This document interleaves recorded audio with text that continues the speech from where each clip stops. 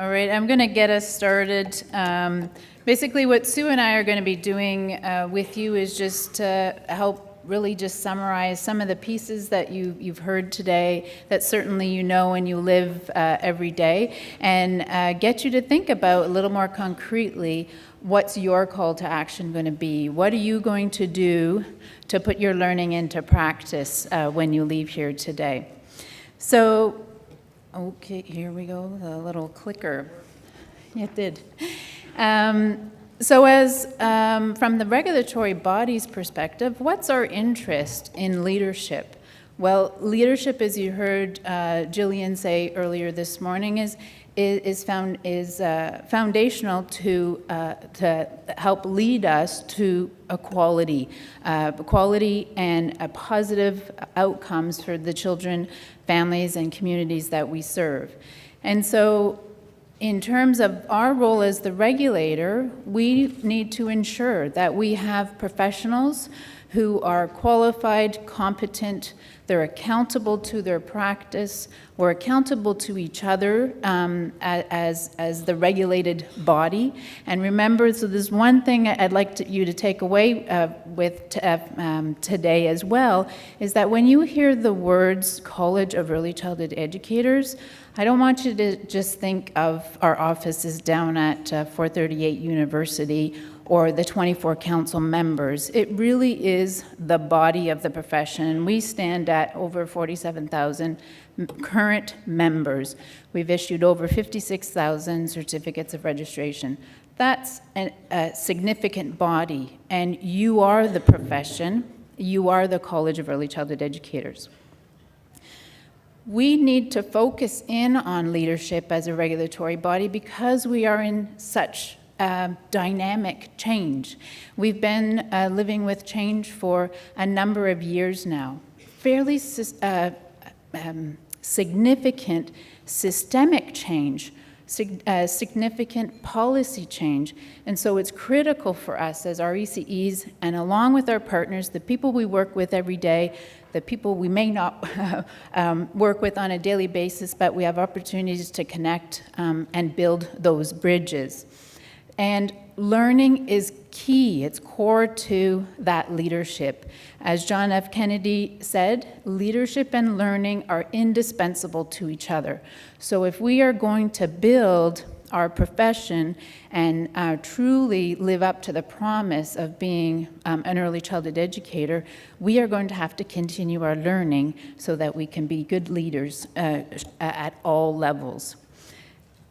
We heard about collaboration today and how critical as professionals it is for us to collaborate with the children, our colleagues, parents, those in our community, government, etc. So the collaboration and communication go hand in hand, and these all will help contribute to providing a quality service for the children, families, and our communities in Ontario. And this is in the public interest because ECEs are in positions of power and trust. We work with a vulnerable population. Sure, our children are leaders, they're strong, they're capable. However, there are important things that we need to keep in mind and make sure we're doing as ECEs to ensure that truly we're taking care of our youngest citizens. And so that is in the public interest. Parents want to know we are providing a quality service for them, and in turn that can help build that trust in us in the profession and acknowledgement and recognition of the important work that we do. And so it all comes back to leadership and learning.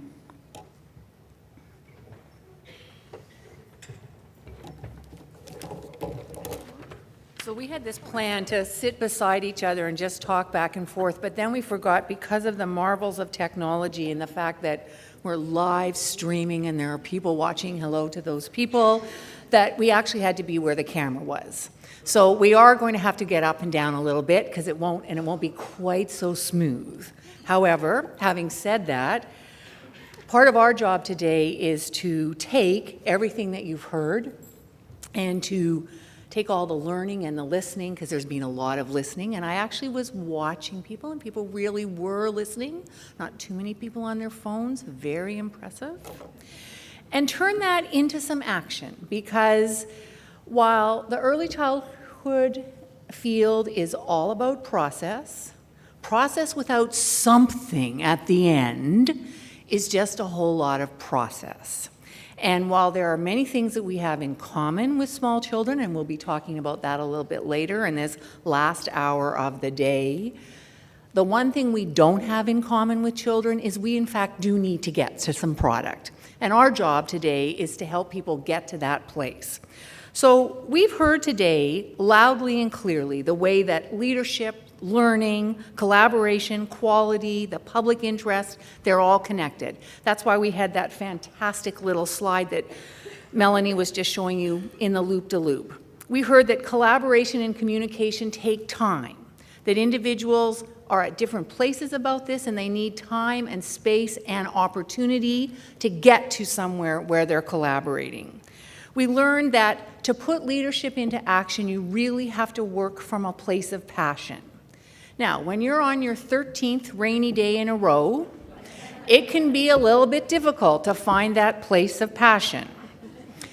But somewhere in all of us, whether we're new in the field or we've been around for a very long time, that place of passion existed at one point, and part of what we hope today will do is help to regenerate that in people.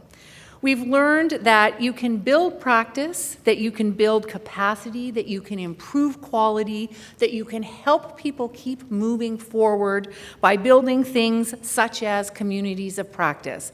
And a couple of our presenters talked very specifically about actions that they are taking in their communities to support that idea moving forward. We also heard that it's important to assist and support our colleagues and stakeholders through a process of change. And anybody in Ontario today in the field of early learning and care knows that, change, hello. You've got new legislation, we've got new regulations, we've got more new regulations to come in probably December or January, and then some more new regulations probably in May or June. It's a rapidly changing environment, and as leaders in the field, one of our real necessities is to not just be keeping up with that change, but staying ahead of it so that we can support the leadership capacity in those of us, those who are around us. So I'm going to turn it over to Melanie, and she'll make her way up to the podium. I'm also just used to standing up because, well, yeah, sometimes I can't sit still. So, what is a leader?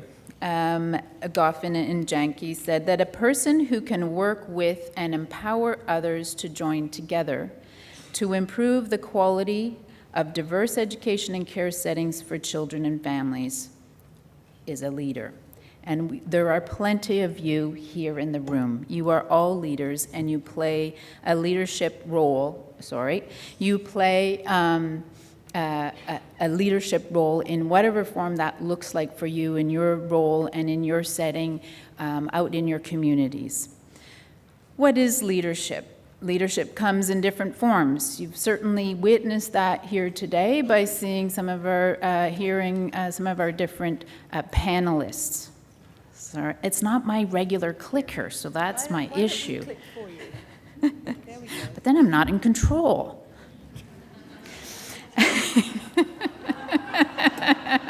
I'm now going to lead from behind. Yeah. Leadership comes in different forms.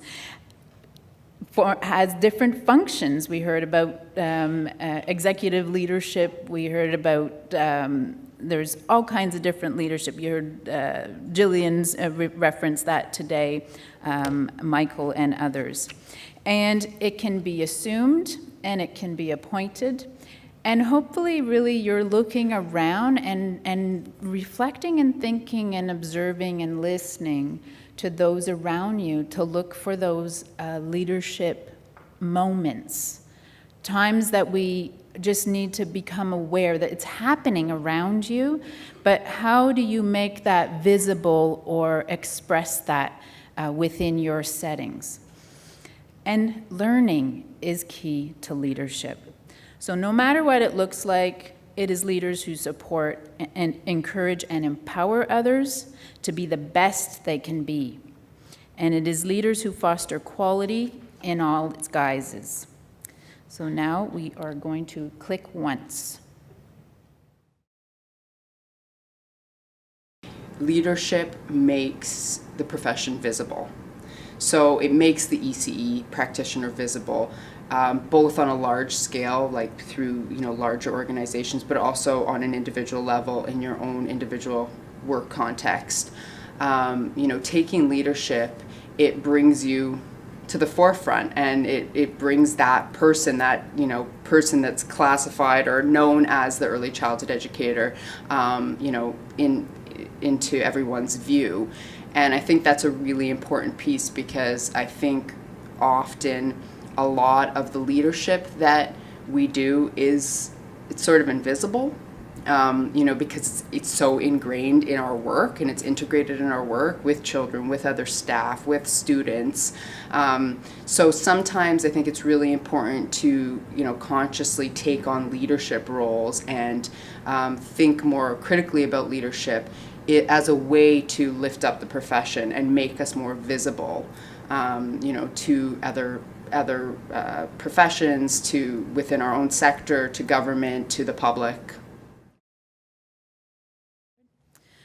There's a huge scope of potential in terms of our leadership, current, developing others in leadership roles. There's a ton of opportunity for us, and that's what I like to frame it as. Yes, we have many challenges ahead. There's a lot of issues we're dealing with. However, why don't we just flip that around and look at those as opportunities to call on leadership, to grow our own leadership and find others who are ready to move into, to step into leadership. You've heard it, huh? I think almost every presentation today mentioned, how does learning happen? The new legislation and regulations. So not only the Ministry of Education's new legislation, the Child Care and Early Years Act, but there have been amendments to our own Early Childhood Educators Act.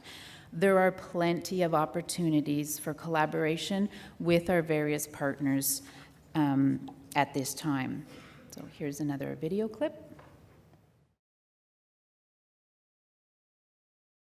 Leadership is important in any profession. I mean, that's a simple truth. However, I really feel like we're in a transformative era here in early learning and childcare. So, for example, modernization, the transition to Child Care and Early Years Act.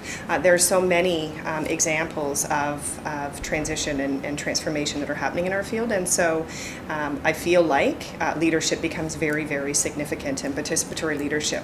When I think of from a change management perspective, it's, sometimes change is resisted not because of the change itself, but because of the process of change and the way that may or may not be happening. So leadership really comes into play and is very significant to that end.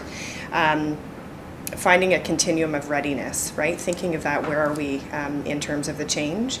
And for me, have always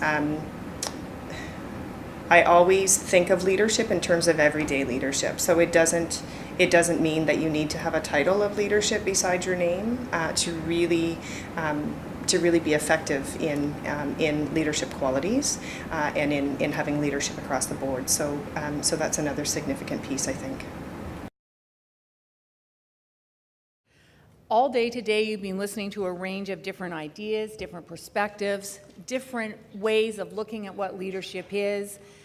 Each of them has had something to offer to all of us, and perhaps something very specifically to some of us. So leadership, following the leadership of a child, is something that many of you will be able to glom onto and hold onto.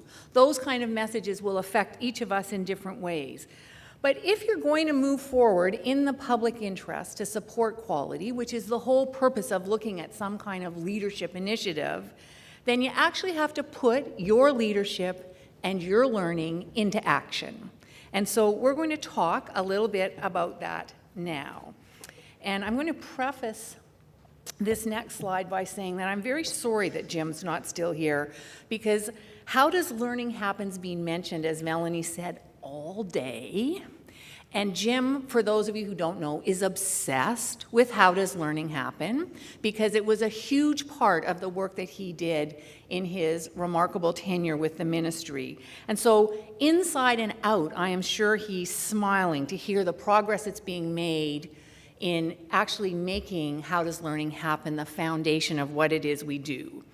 And you'll remember, because you've heard this multiple times today, too bad we didn't all edit our slideshows simultaneously, the 4 foundations in how does learning happen: a sense of belonging, a sense of well-being, engagement with some focus and involvement, and capacity for expression.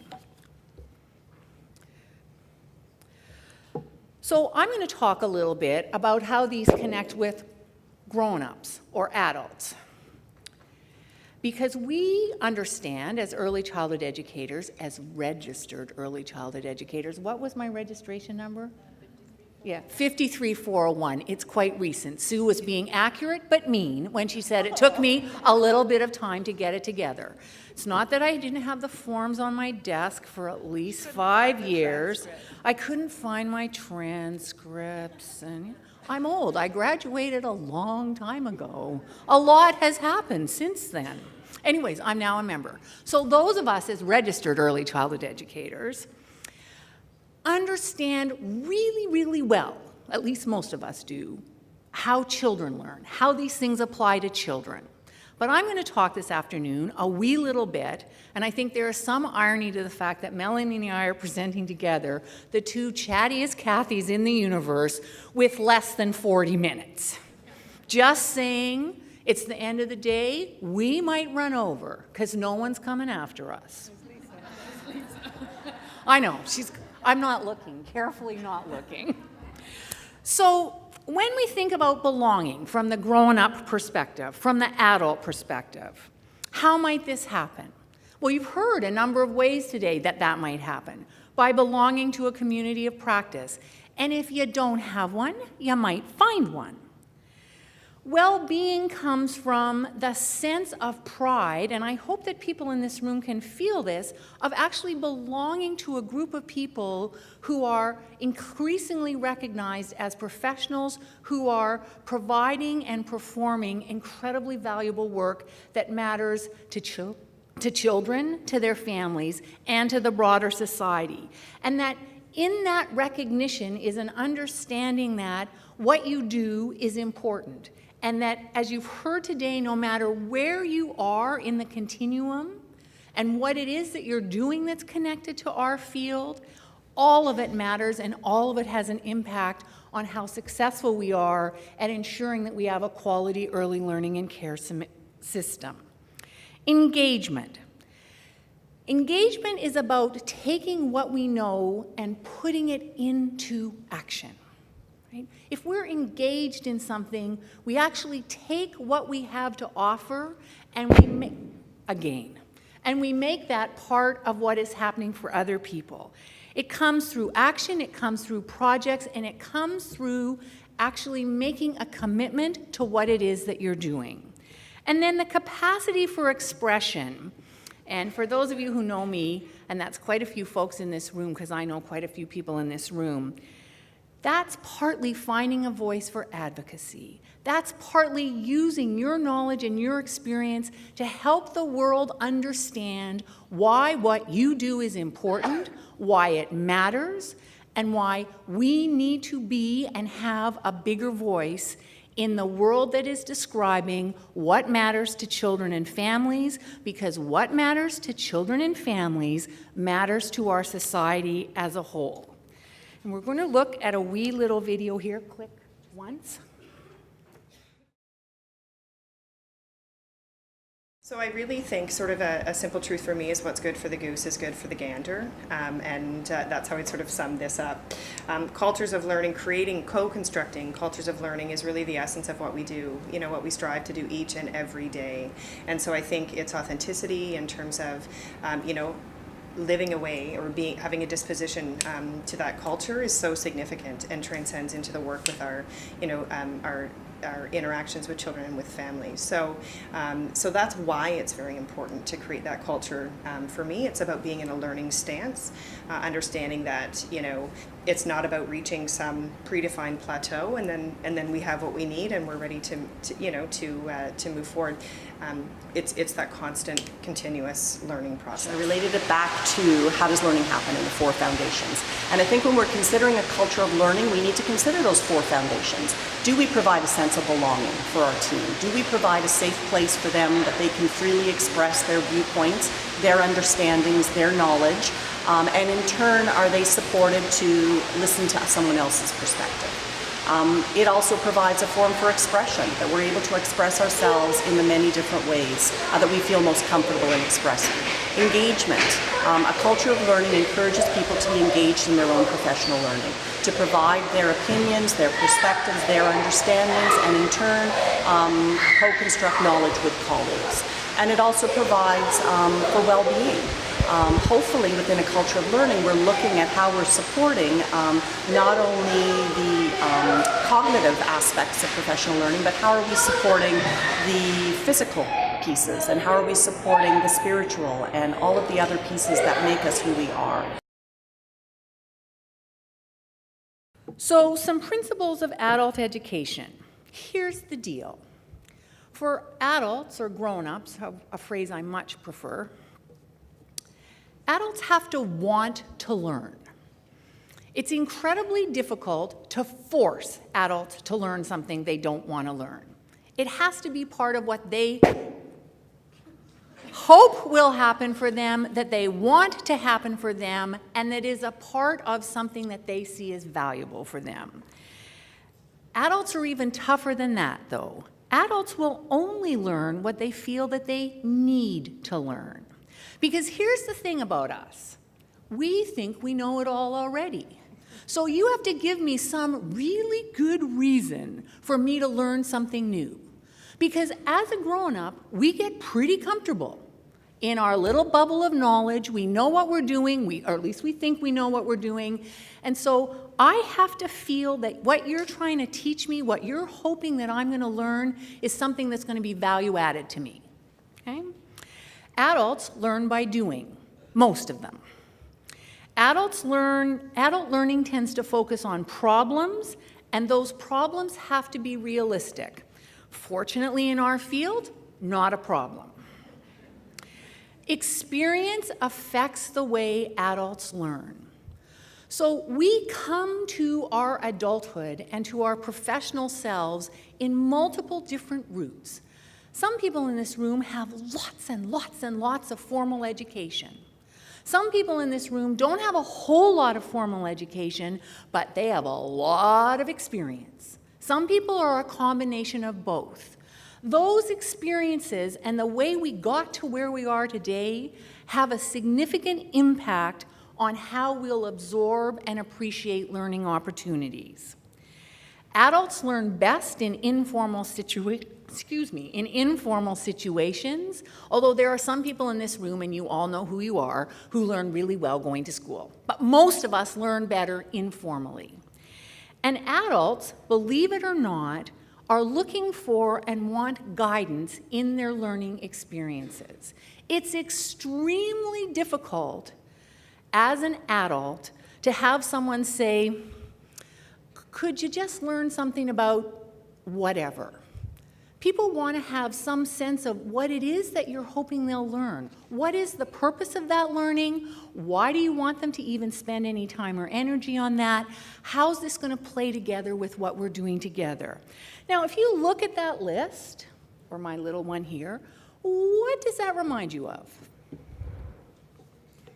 Oh, come on. In this group, we should get an answer to that. Children. It's no different. So I'm going to remind you that we are gifted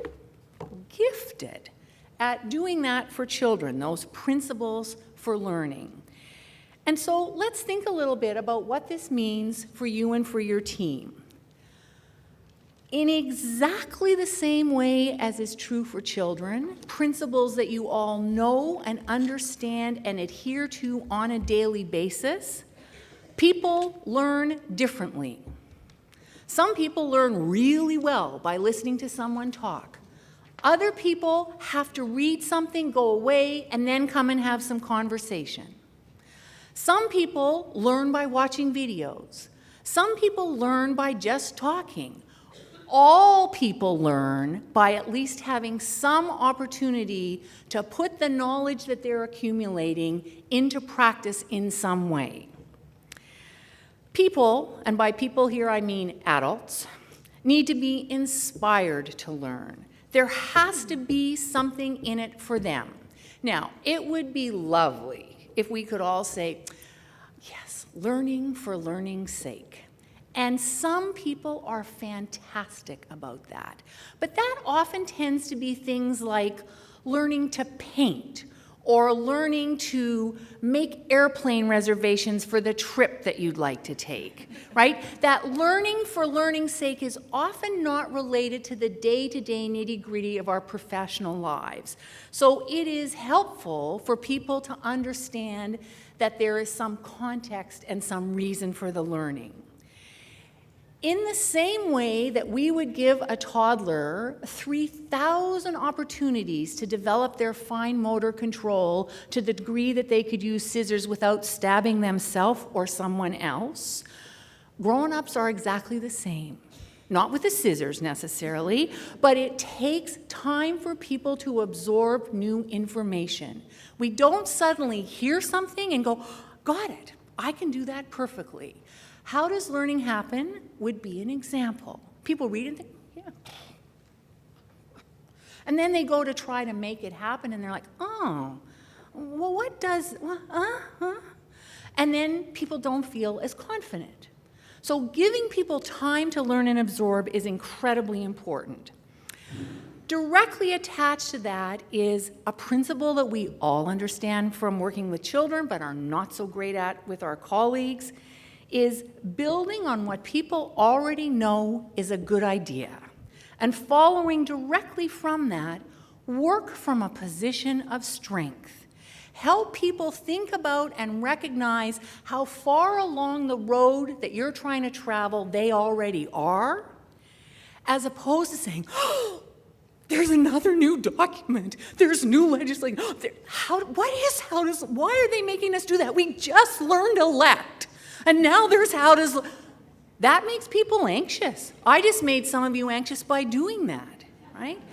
In fact, if you look at how does learning happen, for an example, a whole bunch of it, for those of you who haven't figured this out yet, here's your little tip of the day, is directly the same as what's in elect. So you know all that training that you were doing on elect? Early learning for every child today, for those of you who've lost that reference. How does learning happen? Very similar. All right?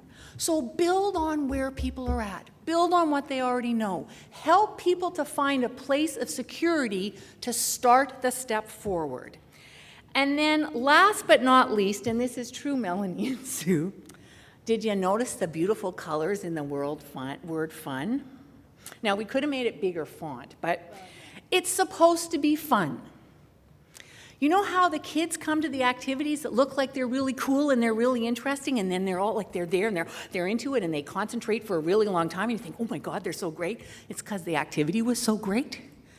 Same thing for grown-ups. Make it interesting, make it fun. Find ways to buy into the styles of your team and how they learn, and how can you support them to build on that. And now I'll turn it over to Miss Melanie.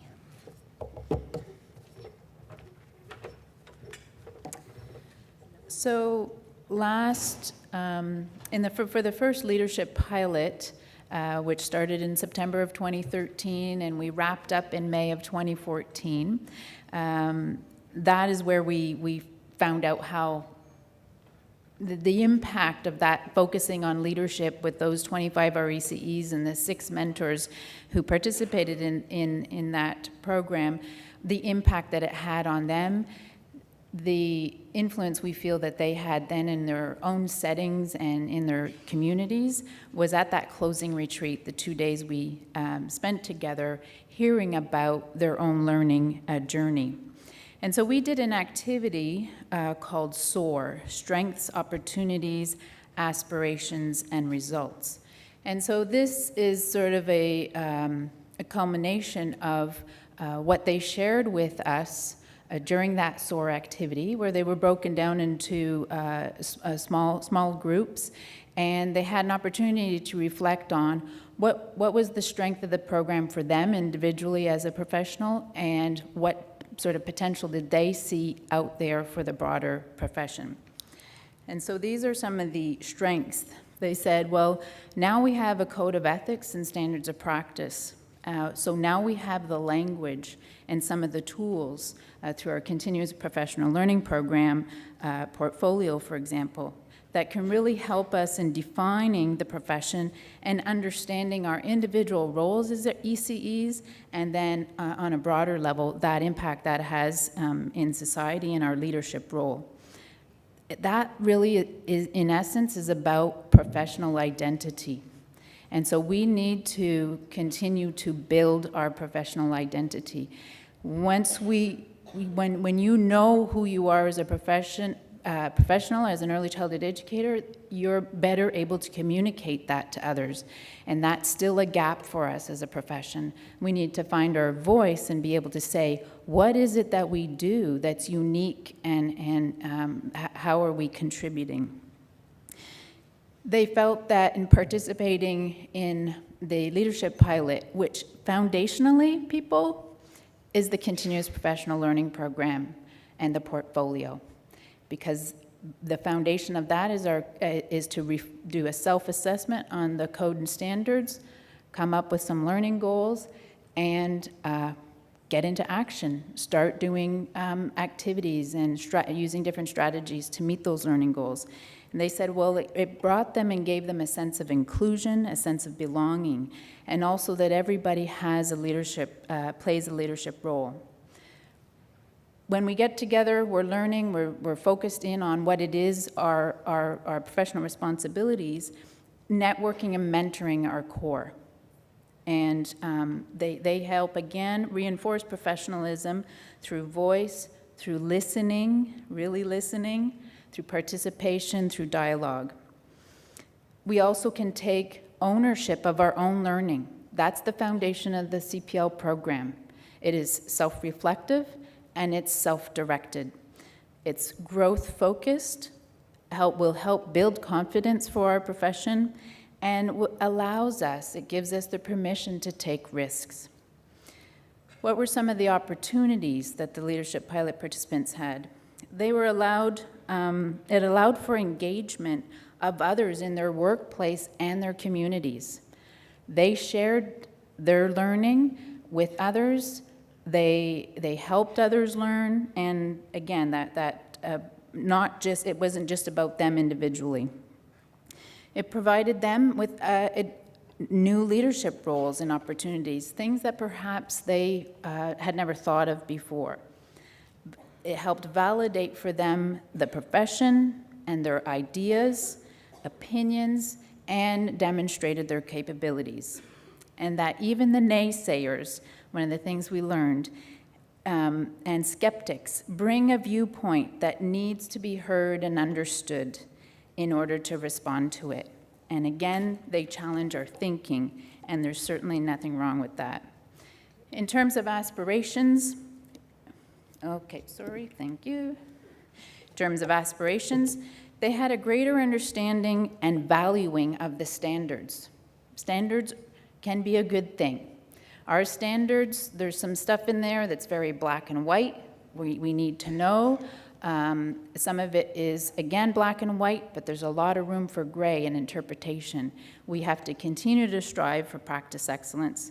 And through becoming familiar with our standards, it will really help our understanding.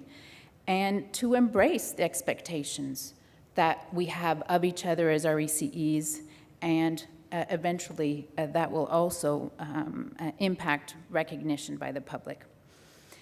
It helped them enhance their reflective practice and increase their inquiry, discovering and showcasing leadership skills and abilities in others also. Focusing on strengths that are unique to the individual, so that strengths-based approach. So what were some of the results or some of the things that they were also hoping for others in the profession? Well, they did get a shift in their thinking around leadership and the role that leadership plays and the role that they play as leaders in their communities. The importance of continuing education, the move, some of them experienced moves to new settings and roles with increased responsibilities. There was community recognition from their communities, as well as even just the Ministry of Education, for example, at the first How Does Learning Happen event, reserved special places for those 25 RECEs and 6 mentors. So just recognition even on a provincial level. Seeing beyond the traditional view of professional development and moving to the concept and the broader scope that encompasses the term professional learning and the impact that that can have on our professionalism. Opening the doors for us to think beyond the traditional workshops, conferences, courses. What is it that we can do that continue our learning? They felt that they had opportunities to empower others. Even the mentors felt that they learned more than the mentees. They had discussion about the standards in their workplaces, and some took steps to embed them further into their policies. And there was an increased sense of pride, skills, and knowledge, and the sense that we've only just begun. Sorry, I couldn't resist. It's true. We're good? All right. Well, hurry. Leadership in early learning and childcare. Leaders manifest themselves as mentors, role models, advocates, catalysts, pedagogical leaders, researchers. Leaders establish networks, innovate, pathfind, push intellectual boundaries, motivate high performance. Leaders nurture and invest in future leaders to realize the full promise of early learning and care. Leadership is infused in daily practice. It's participatory, it's shared, it's distributed. So here's our challenge. How will you become an intentional agent of change? And we have one last video clip for you.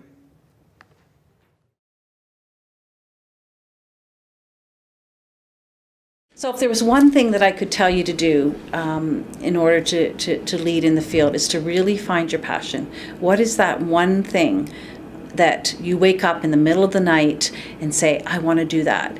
And I think it's finding a way to share that. So what is it that I'm passionate about? Why am I passionate about this? How can I share it? And maybe at first it's just writing about it, writing that and journaling. And in that writing, you can reflect on what it is that I really want to do. If it was my last week in early child education, what is it that I would want my families, the children that I work with, my colleagues, my community to say, that one thing that I was able to contribute? So I think call to action, I think 2 things. I think first of all, it's the everyday leadership.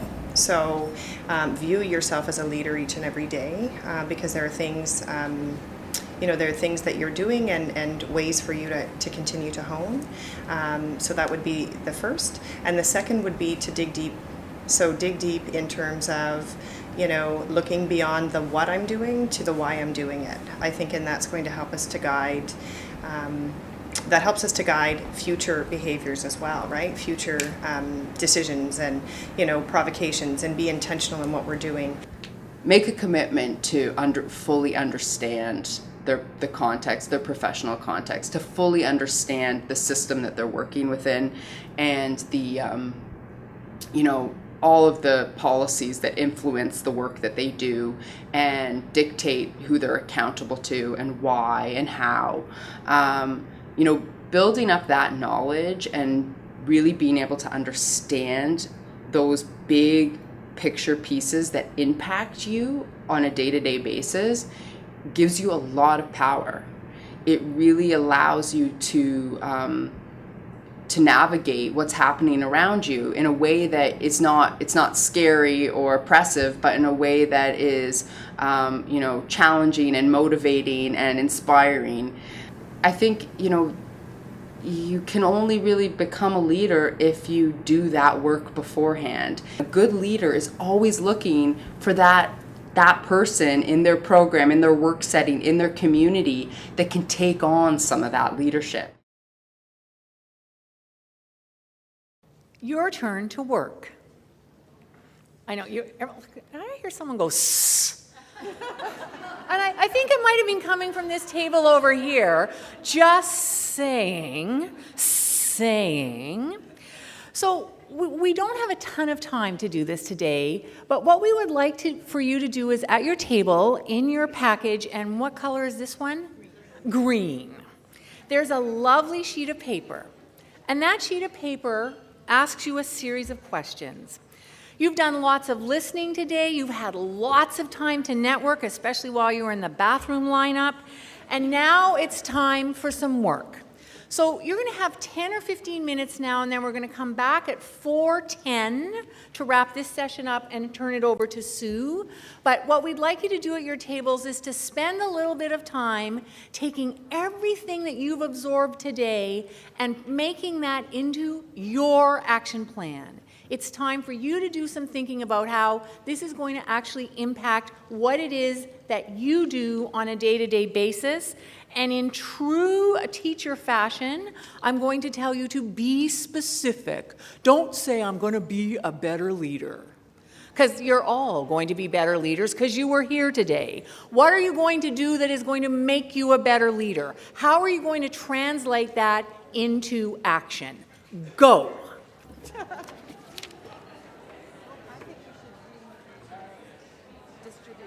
Slide. And again, this was my reflection on the Saturday after the 2-day closing retreat from our first leadership pilot. And I just had, I'm not a huge journaler, but I just sort of had to capture the moment and what was spinning through my head after spending 2 days listening and hearing their story, their leadership and learning stories. And so I learned that RECE leaders are passionate about what they do and understand the value of their profession. They're researchers and active inquirers. They're committed to engaging and collaborating with parents, colleagues, and other professionals. They're determined even in the face of adversity. They're creative and think outside of the box. They're pedagogical leaders, writers, bloggers, and presenters. They're administrators and human resource developers. They're system influencers and changers, willing to self-reflect and call on critical friends to give feedback for growth. They're lifelong learners, and like children, they are curious, competent, capable, and rich in potential. Thank you.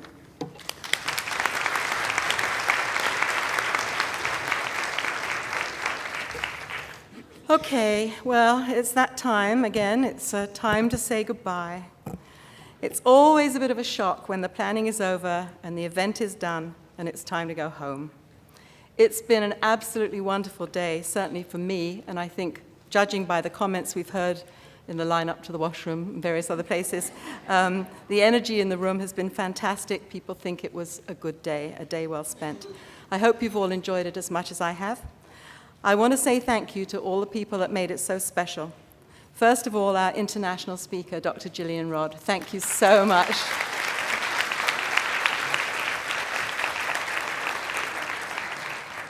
And then, of course, our own leaders who spoke so eloquently today. I think you can clap after each of these. I want to thank our partners, AFESIO and AECEO. I want to thank our council members, and I think I counted 16 of them here today, but especially our President Lois and Barbara Madeleine, who chaired so competently. Thank you. I want to thank our sponsors and our exhibitors, especially the Ontario government. All of you have been so consistently supportive, and we've used that sponsorship money to do what we call knowledge transfer. So that's why you've got the USB keys, the live stream, and the tweeting, and all of that lovely, juicy stuff.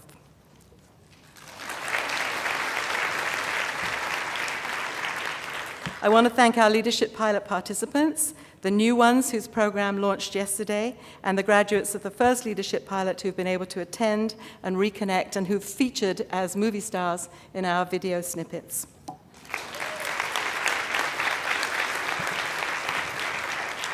It's a great habit saying thank you, isn't it? I want to thank our professional practice and communications staff, led by the indomitable Melanie Dixon, RECE. And especially I want to thank our wonderful events team led by Amanda. I don't know if she's in the room. Is she in the room? There's, stand up, Amanda. Stand up team, staff team, everybody. Up.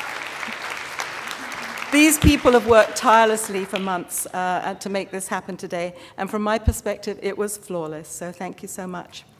So it's now time to process our learning, move forward with our leadership commitment, and of course, plan for September 2017. I may not be here, I may be retiring, but I won't stop learning because someone over there said, once you stop learning, you're dead. So, thank you all very much and safe travels.